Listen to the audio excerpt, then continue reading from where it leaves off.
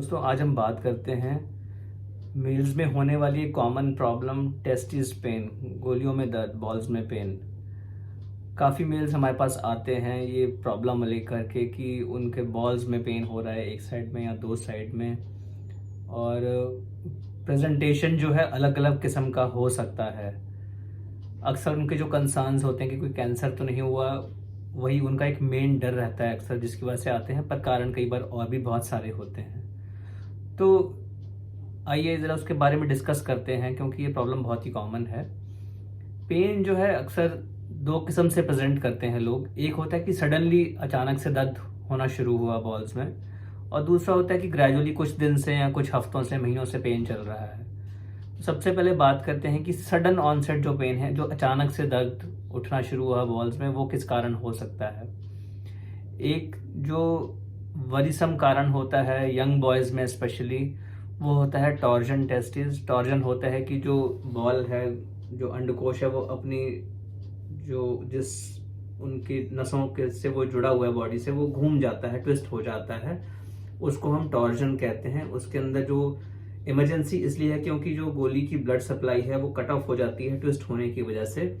तो वो एक इमरजेंसी सिचुएशन है, 4 से 6 घंटे के अंदर उसको ऑपरेट करना पड़ता है, अदरवाइज टेस्टिस जो है डैमेज हो सकती है। दूसरा जो कारण हो सकता है बॉल्स में सडनली पेन होने का, कि किडनी में से कोई स्टोन निकल के किडनी की ट्यूब में अगर आ जाता है, तो उस केसेस में कभी कभी जो है रिफ्लेक्टेड पेन हो सकती है, रेफर्ड पेन हो सकती है बॉल्स के अंदर।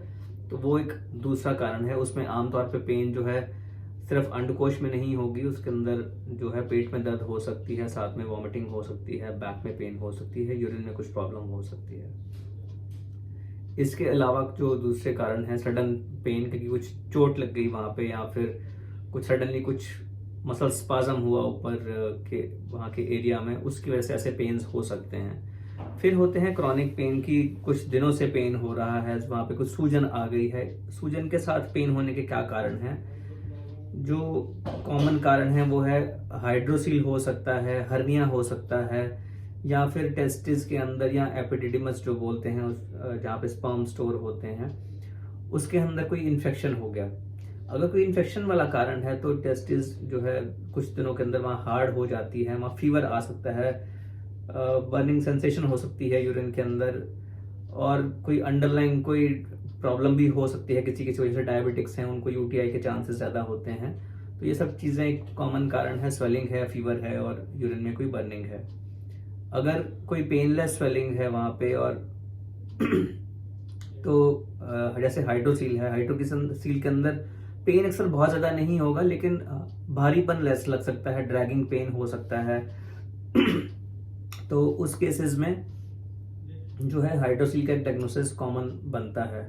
फिर होता है हर्निया। हर्निया की जो स्वेलिंग्स होंगी वो जो है, उसके अंदर जो पेन होता है वो भी एक खिंचाव जैसा होता है, भारीपन होता है। लेकिन अगर हर्निया फंस गया है अंदर, वहां पे आके अटक गया है, तो उसके अंदर जो पेन है वो तेज हो सकता है, साथ में वॉमिटिंग हो सकती है, और ये भी एक इमरजेंसी सिचुएशन है। फिर जो दूसरे जो भारीपन वाले पेन है वो किस केस में हो सकते हैं? वेरिकोसील के अंदर ऐसा हो सकता है। एपिडिडिमल सिस्ट जो होती हैं, उसके अंदर ऐसा पेन सिचुएशंस हो सकते हैं। जो कैंसर होता है, कैंसर के अंदर काफ़ी बार ज़रूरी नहीं है कि वहाँ पेन ही हो। वहाँ पे कई बार सिर्फ एक मास, जो छूने में मास से मास फील हो सकता है। पेन जो होता है कई बार बहुत तेज़ पेन नहीं होता है, अक्सर भारीपन जैसा होगा, या फिर कुछ सेंसेशन चेंज होगी। क्योंकि कैंसर्स जो है यंग एज में काफ़ी कॉमन है। 15 से 40 साल की उम्र में, यंग एज में टेस्टिकुलर कैंसर्स कॉमन है, और काफ़ी बार बहुत तेज़ पेन नहीं होता है, तो कई बार वो निगलेक्ट हो जाता है।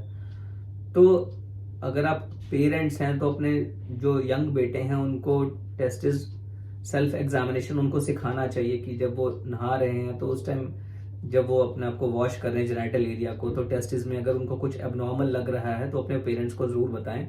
कई बार वो शर्म के कारण, झिझक के कारण, या लैक ऑफ नॉलेज के कारण ये चीज़ आपसे शेयर नहीं करते हैं, और फिर वो जो है एक इम्पॉर्टेंट डायग्नोसिस जो है कैंसर का वो मिस हो जाता है, और एक ये अलार्मिंग सिचुएशन है।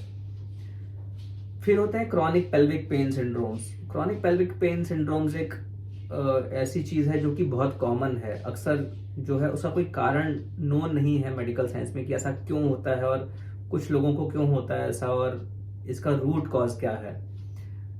बेसिकली उस एरिया में नर्व्स की इरिटेशन के कारण ऐसे एक्स एंड पेन्स होते हैं। बॉल्स में एक साइड या दोनों साइड में पेन हो सकता है। अक्सर वो पेन 24 घंटे नहीं रहता है, वो पेन कई बार कुछ दिन के लिए आएगा फिर चला जाएगा, या कुछ घंटे के लिए आएगा।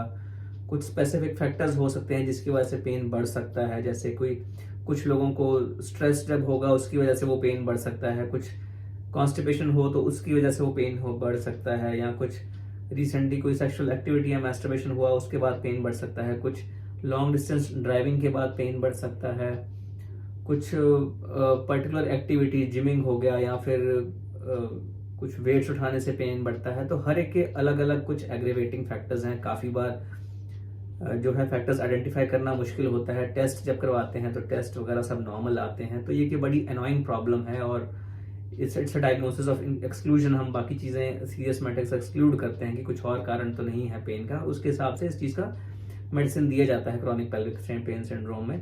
अक्सर कोई ना कोई स्ट्रेस इश्यूज हो सकती हैं, अंडरलाइंग एंजाइटी इश्यूज हो सकती हैं, उनको एड्रेस करना ज़रूरी है। कई बार साथ में बॉल्स में पेन के साथ back pain, lower stomach pain, thighs में पेन, जेनिटल एरिया में पेन, ये सब चीज़ें हो सकती हैं। बार बार स्टमक अपसेट रहना या फिर हेडेक्स होना, नींद ना आना, ये सब साथ में इरेक्शंस में इश्यूज, सेक्सुअल डिस्फंक्शंस, ये सब साथ में ये चीज इश्यूज हो सकती हैं। तो क्रॉनिक पेल्विक पेन सिंड्रोम को कई बार प्रोस्टेटाइटिस कहा जाता था, यूरेथ्राइटिस कहा जाता है, लेकिन अब इस चीज को क्रॉनिक पेल्विक पेन सिंड्रोम के नाम से एड्रेस किया जाता है। और इसका जो ट्रीटमेंट है मल्टीफैक्टोरियल करना पड़ता है। फिजियोथेरेपी है, मेडिसिन हैं और साइकोलॉजिकल काउंसलिंग है अगर कोई अंडरलाइंग डिप्रेशन है, एंटी इन्फ्लेमेटरीज हैं, अल्फा ब्लॉकर्स हैं, काफ़ी चीज़ें हैं जिसका हमें कई बार इंडिविजुअल या सिंगल या मल्टीपल कॉम्बिनेशंस में ये सब ट्रीटमेंट्स करने पड़ते हैं, लेकिन ये इफेक्टिव ट्रीटमेंट है और क्रॉनिक पेल्विक पेन सिंड्रोम अपने आप में अलार्मिंग नहीं है। तो अगर हम टेस्टिस में पेन की बात करें तो जो इमरजेंसी सिचुएशंस हैं वो हैं टेस्टिकुलर टॉर्जन। दूसरा है कि कोई ऑब्स्ट्रक्टेड हर्निया हो गया, मतलब हर्निया आके वहाँ फंस गया है, तो वो एक इमरजेंसी सिचुएशन है।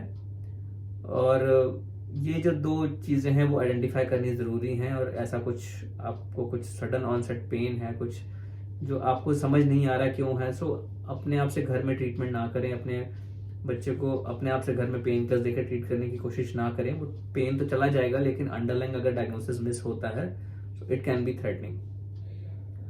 और जो कैंसर्स हैं उसके बारे में जानकारी ज़रूरी होनी चाहिए। और क्योंकि अक्सर ये यंग बॉयज़ में हो सकता है, तो अपने जो यंग बॉयज़ हैं उनको ज़रूर आप एक्सप्लेन करें कि एक सिचुएशन हो सकती है। उनको दो चीज़ों के बारे में बताएं कि अगर आपको कुछ बॉल्स में कुछ फील हो रहा है, अपने कुछ एबनॉर्मल फील हो रहा है, तो वो ज़रूर आपसे शेयर करें। या बॉल्स में कभी कोई पेन हो रहा है तो भी आपसे ज़रूर शेयर करें, अदरवाइज़ ये दोनों इंपॉर्टेंट जो डायग्नोसिस हैं वो मिस हो सकते हैं। तो दोस्तों, जो बॉल्स में जो पेन है, टेस्टिस में जो पेन है, अंडकोश का जो दर्द है, उसको इग्नोर नहीं करना चाहिए, क्योंकि जैसे मैंने बताया काफ़ी चीज़ें ट्रीटेबल है इसके अंदर, लेकिन 2-3 जो ऐसे इंपॉर्टेंट डायग्नोसिस हैं जो कि लाइफ थ्रेटनिंग हो सकते हैं पोटेंशियली, तो उनको मिस नहीं होना चाहिए। कुछ ऐसी इश्यूज आने पर आप यूरोलॉजिस्ट से मिलें। मैं doctor Aman Gupta, urologist, male sexual health expert, Fortis hospital, Vasant Kunj, Nai Delhi में।